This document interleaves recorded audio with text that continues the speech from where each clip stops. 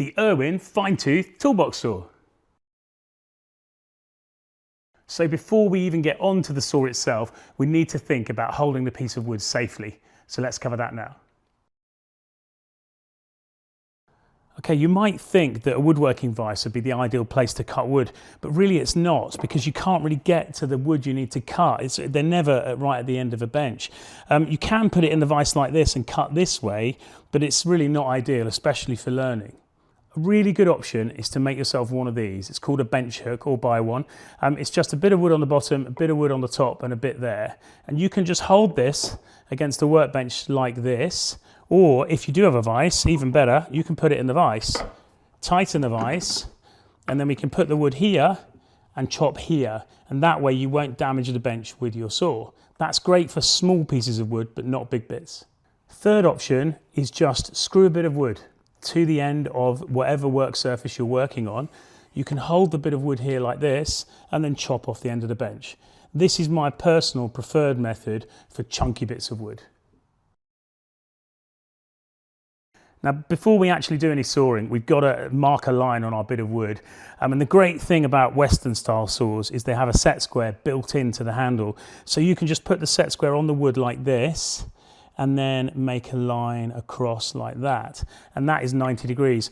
You've also got 45 degrees in there as well if you need that. But saying that, in your kit, you have got this combination square, and it's much, much better to use one of these. It's much easier. So before you do anything, I want you to just mark about 10 lines on this piece of wood, on your piece of wood, sorry. And I'm gonna go across the front like this, keeping them about roughly a centimetre apart, maybe a bit less. Mark some lines there and there. And then what we want to do then is I'm going to tip the wood up like this, just move that out of the way, tip the wood up, and I want to also draw a line down this part of the wood as well. So try your best to line it up like that and draw down the front as well. So you've got 2 lines.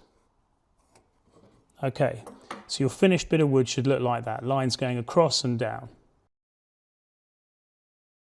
Okay, when you're setting up for your first cut, we just want a little bit sticking out the end, not too much. And then you can just hold this by leaning on it with your hand. But I teach a lot of people sawing, and I think it's much easier to put a clamp over this bit here, just to hold the wood completely steady before you start. So I'm going to tighten the clamp here. And then that's the wood held down. You don't have to think about it after that. This is how you hold a saw. Hand here like this, light grip, finger down the side. Now it's really important you remember this finger down the side, because it keeps the saw straight in this angle here. Okay, one of the difficult parts learning to saw is starting the saw. So the way to set up is to put your thumbnail sticking out like this and the saw pushed against it just lightly, and then right on your line. And then what we need to do then is super light pressure, not pushing the saw down. Imagine that you're lifting the saw up in the air, and all we're trying to do is just catch the wood very, very slightly. And you can even just hear it, hopefully. See how light that is? And the saw's not binding. And then we just need to get a little groove. Okay, that's my little groove there. And then we change position. Okay, once you're ready for your main cut, get this thumb out of the way. Really important, you don't want to cut your thumb off. Okay, tuck it in like this, and you can grip the wood to stop it from moving as well as the clamp. Once you're set up like that, you then need to adjust your arm position and your body position. So I'm going to try and show you here that the saw, your wrist and your elbow need to be in a straight line as much as possible. So adjust your body to make sure it can go back and forward like this in a straight line. But you see, once I've done that, it puts my head at this angle here, which is why people struggle. So in order to get this cut straight, I'm going to have to move my head like this at a funny angle. I close my left eye and line up my right eye with the very back of the blade. So to show you what that looks like in real life, I set up straight like this. Okay, and move my head over the back like that, and now I can see right down the back of this saw, and I can tell it's straight because I can't see this side of the plate or this side of the saw plate. So once you're set up, ready to make your cut, we want to do really light pressure with the saw. And what we're going to do is just keep sawing until we've got this nice straight line all across the front here.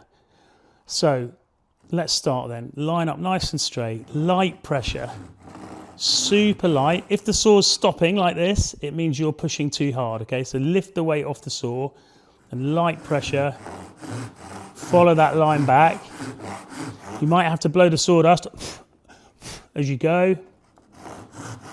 Okay.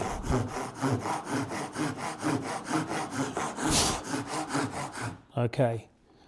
And then if you have a close up here, you can see now I've got this line all the way straight here, but I'm not even that deep into the cut.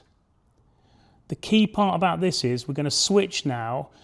Instead of focusing on this line being straight, now we need to focus on the line down the front to keep the saw straight in this direction. So by focusing on this one first, now I can put all my efforts into deciding whether it's square here or not. Okay, now focus all your efforts on this line here, and then just nice and lightly, we're going to go back and forward. Full length strokes now. Use the whole saw. Nice and light. And then it's about patience until you come all the way off the end like that. Okay, I want to give you a little practice technique that I did with my dad when I was about 8 years old. And he challenged me to see how thin a piece of wood I could cut off the end without splitting the bit of wood. The answer to that question is about as thin as 1 millimeter thick of wood.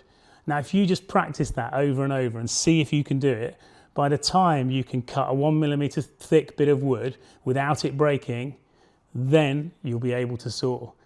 It's really good as well if you're doing this with a child or even with your partner. You can challenge each other and have a bit of a game.